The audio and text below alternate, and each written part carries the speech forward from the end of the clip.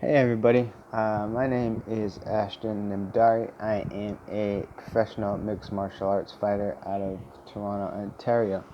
So the reason why I'm doing this is I'm just going to be logging and tracking my Achilles tendon rupture recovery.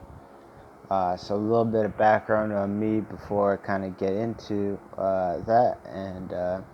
I've been an athlete my whole life, played football into university, and then started to move into Brazilian Jiu-Jitsu and started fighting mixed martial arts. And I turned pro a couple of years ago, and I've had my fair share of ups and downs in terms of injuries over the course of my career so far. This Achilles tendon rupture is now the latest.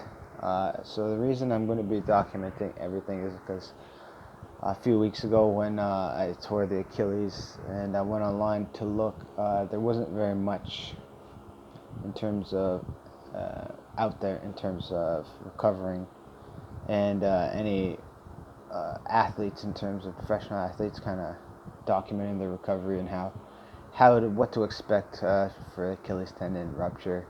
So I decided that once I had this thing taken care of surgically, I would document the journey back so that there's some guidance for people out there, whether they're athletes or just regular folk, just average people just exercising, just give something to people to look at for some inspiration. So that's why I'm going to be doing that. So over the course of the next, at least between 6 to 8 months, I'll be giving regular updates on YouTube on how the recovery is going, what I've been through, and what to look forward to for some people. So I am now 2 weeks post-op. So I'm going to give you a bit of a timeline of how things kind of happened. So it's the coronavirus pandemic crap right now, and so we're in July. So at about second week of June, I'm still staying in shape, still getting ready just in case. You never know when this pandemic stuff ends and fights are back on. So I'm still trying to stay in shape, still training, just not as in the same volume manner as before. So on that particular day, I think it was a Thursday in June, I did yoga in between some of my clients I had in the morning, and then I did a full warm-up. I drove out to the field, did a full warm-up, and it was a day where it was kind of a lighter day. We're doing like some jumps and sprint kind of drills and just kind of getting that explosive work in, but nothing too strenuous. My body felt amazing. By this point, I had a good routine down, so my body was starting to respond. My weight was nice and low. Everything was going good. My body couldn't have been in a better spot. And so I was about halfway done my workout. So I had already done broad jumps into sprints and a couple other ladder work. And what I was doing was speed skaters, so where you're laterally moving left to right.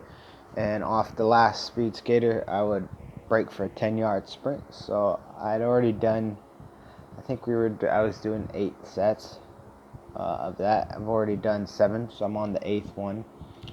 And I was doing the speed skater, planted off my left foot, jumped to the right foot, and then I was going to break for the sprint. So as I was jumping to the right foot and planted, I had my headphones in like I have right now. I was listening to music, and it kind of felt like someone shot me in the back of the leg, like someone hit me in the back of the leg and took me down, almost like a big leg kick. And it was loud in my headphones, like my headphones felt like a big boom of bass, and I just kind of fell to the ground immediately, and I knew something was up. But what I did was I looked around because I thought maybe somebody I know was around and they were playing, and they pushed me as I fell to the ground. They were trying to push me to play around, and I looked and I saw nobody around, like nobody. Within 100 yards of me, there's nobody. So I knew immediately I popped something, because I have torn my ACL before, I have torn my pec, and I have had a surgery on my other shoulder for a torn labrum. So I do know when something is wrong, and I knew something was wrong. So I got up, I tried to walk it off, tried to jog a little bit, and I immediately knew I couldn't. Thankfully, I had drove there. Not the best decision in terms of safety, but I wasn't very far from my house. I drove there, drove back home, knew something was wrong. Unfortunately, I had to still work later on in the day, so I sucked it up and I did that too.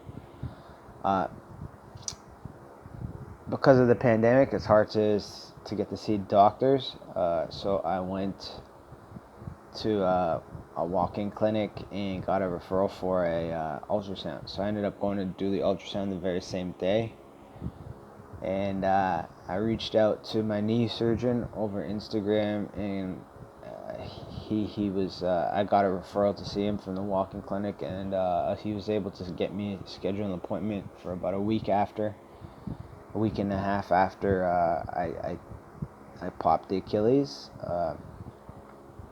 The initial ultrasounds came back as a partial tear. The doctor says partial tear there, and I saw some caregivers here, like a chiro, athletic therapist. Everybody kind of said it was a partial based on what they saw. So I went to go see the surgeon 2 weeks ago. 2 weeks ago in one day, I went and saw the surgeon, and he did his test, the knee surgeon, and he's like, dude, your Achilles is fully torn. There's no question about it in my head. So he basically said the casting phase, I missed it for a non-surgical option. So my only option was surgery. Now, he could have done the surgery a month later, 2 months later, but with the pandemic and all other elective surgeries being canceled, I did not want to wait that long, because it could end up being months before I get the surgery, and this tendon could get fucked up in my leg, because it could roll up, or there's so many different things. So what I ended up doing was getting the surgery done the next day as an emergency surgery, which was a wild ride because they didn't allow anybody in the hospital with me. So my wife couldn't come. I was on my own for the whole thing, which is, I'm a big boy, I can handle it, but for a lot of people, that's a lot to deal with. And it's just not right. Talking to the nurses, they have absolutely no cases in that hospital at that time of COVID, so it was really difficult to kind of just mentally go in there knowing you're going to get butchered by somebody and not even knowing the doctor. I met the doctor before, but it's hard to deal with that kind of situation on your own, so hopefully nobody has to deal with that.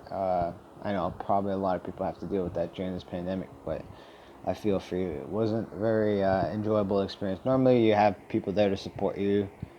I woke up on my own out of anesthesia. I'm not very good with anesthesia, so it wasn't fun. I had to make sure they called people to come pick me up. It was just a miserable experience from start to finish. But if you're mentally strong, you should be okay. It's just a day. You're getting fixed, and then you're good to go. But so I just wanted to document what it's like so far. The first 2 weeks are really, really, really do nothing. In terms of pain, compared to my ACL, compared to my torn pec and the labrum surgery I've had, this one is probably the most painless. What's the most crappy thing for me is after surgery, so they pump you full of all the anesthetic and the drugs. I think the most uncomfortable thing for me is bloating and constipation kind of things. So I made sure as soon as I got home and as soon as I could stomach things again, which was thankfully the same night that I got the surgery, took some sort of, we took a laxative that I have for my baby daughter when she gets stuff, and thankfully I was only like that for a day. I only felt that gas, bloating and stuff for about a day, and then my body started to respond. So I highly recommend that to everybody. It's very difficult to deal with any kind of surgery. and any pain that you have from the surgery with your bodily functions also not cooperating. So I highly encourage people to eat really healthy right after. A lot of vegetables, a lot of greens. Get that asparagus in you. Try to get the pee reflux going and flush all that shit out. I got a semi-good feeling, I'd say, by the 1 week mark, where I started to feel semi-normal. I'm at 2 weeks post-op now, or a little over 2 weeks, 2 days post-op, and my body is starting to feel almost pre-surgery in terms of just how I feel on a daily basis. In terms of pain, like I said, very little pain, just more uncomfortable. I don't touch painkillers, so they give me Tylenol 3 for this one. In my previous surgeries, they've given me Oxys and Percocets. I don't use any of that shit. What I did for this surgery is I used the zero THC CBD oil for pain or for swelling and inflammation.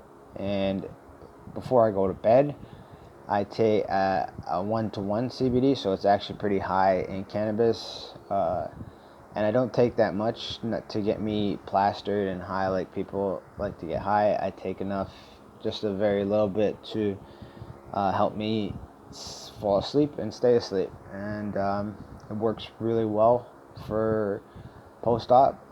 Obviously, the first maybe 2 or 3 nights I took a little bit more than a little bit, and I did get a little bit woozy in the head, a little bit high from the CBD, but that was a personal choice so that I could just sleep away the first 2 or 3 days and just recover. After that, though, I need to function, so I didn't do that. I went back to work maybe about a week after. I'm a trainer and a coach when I'm not fighting, so I have clients to go see still. So I crutched around and used an Uber, and I went back to work. I think it's important that you don't sit out from work for too long.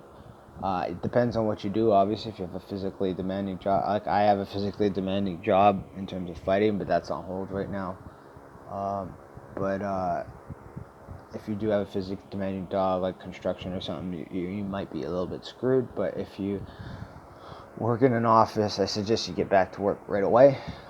It's not that painful. It's not that bad. Life's not that bad. So get back to work right away. It'll help you kind of mentally get past some of these blocks that come with this surgery. Because you're in a cast and you're very immobile. It's hot outside right now. It's July in Toronto, which means it's humid as hell.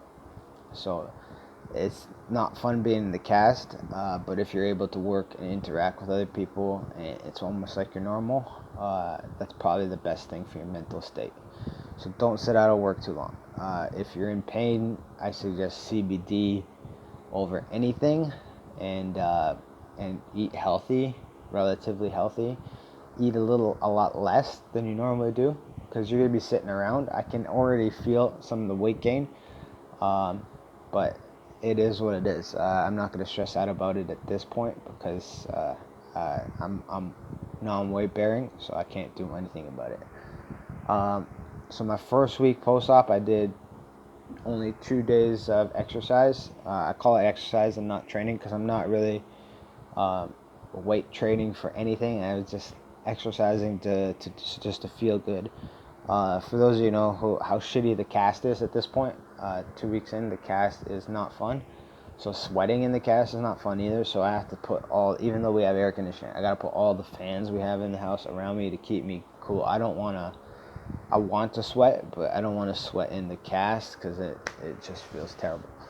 So I did 2 workouts on my first week just to feel good. I didn't want to overdo it because I could still feel the sweat going into the incision and burning a little bit, and infection is probably the last thing you want right now. You don't want to get infected, so I limited it to 2.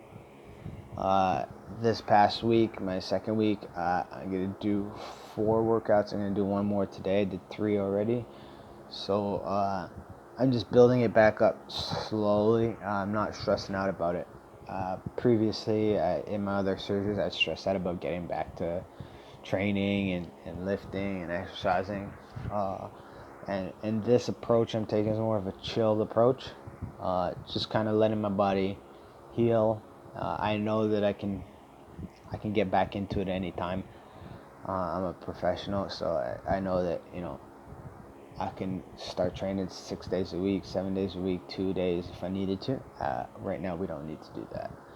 So that's what I suggest is you just do light workouts, keep the sweating down to a minimum in these first 2 weeks, and just get moving. I think most important for everybody at this point, 2 weeks in, is just to mentally stay in the game.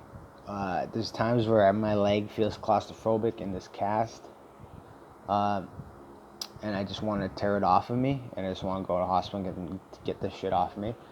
But I keep him busy. I'm helping my wife run her business. I'm running my business. I'm still seeing clients. I'm getting back to work. So I'm busy, so I'm not thinking about it. I'm not dwelling about it. I'm not getting sad about it. I think in the last 2 weeks I've had one depressive moment, because you have to shower like you got to shower weirdly. So I found a strategy where I'm sitting with my leg out of the shower and I'm scrubbing myself with a stick. It is what it is, man. So I got depressed after one night because it's not fun taking a shower like that, but it is what it is, and at least I can get clean. So just try to keep busy and stay away from that negative mindset, and that's what's going to get you through the first 2 weeks rather easily. Now I have my appointment on Monday, so to get this cast off and transition to the boot with the wedge. So I'm very excited for that because now I can actually start sweating, actually start putting in good workouts, because I'm going to be able to clean the cut, make sure it doesn't get infected or anything like that. And so that's kind of the first 2 weeks of what to expect. There's not much to expect in terms of rehab. You just got to do a few leg lifts and move your toes around. Try not to weight bear at all. I got a knee scooter, which is a fantastic buy. It took a little bit while to get it to me, but it's better than the crutches, that's for sure. It makes you able to use your hands, so you're somewhat normal. Can help around the house a lot more, and go in the kitchen and cook and do stuff when you have the knee scooter. With the crutches, you can't do that. So I highly suggest, if you have notice, get the knee scooter. I didn't have notice, so I have to do the first week and a half without the knee scooter. So if you do have notice about your surgery, then you can afford it. Definitely, I think it was $158 off Amazon. Just fork it out and make life a lot easier.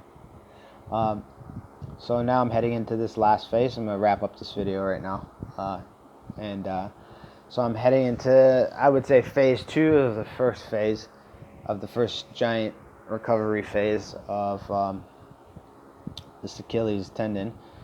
I'm basically doing it on my own. So based on what you know, I don't have a doctor basically looking at me. I had the emergency surgery done by the doctor who's on emergency surgeries that day, and he's not going to be monitoring my progress. The only reason I let him do it is because the Achilles tendon repair is a rather simple procedure. It's not like my ACL. I wouldn't just let anybody operate on my knee. But the Achilles, from the research I did, it was a pretty simple procedure. He just stitched the tear back together and with some anchors.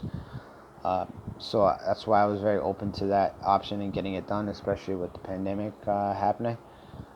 So I don't have anybody monitoring me. So when I went to the hospital earlier this week, it was a very unpleasant experience. The nurses don't really know what they're doing, and the doctor, after they took the cast out, he didn't even analyze the work. He just looked at the stitches, said they're closed, and said to throw the cast back on. So I'm on my own for this recovery, because I don't really have the surgeon who who did the work looking over me.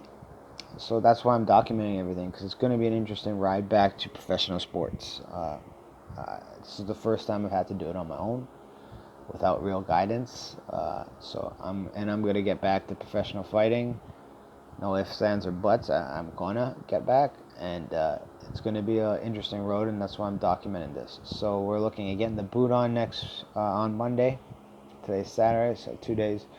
Get the boot on, and we'll update you from there.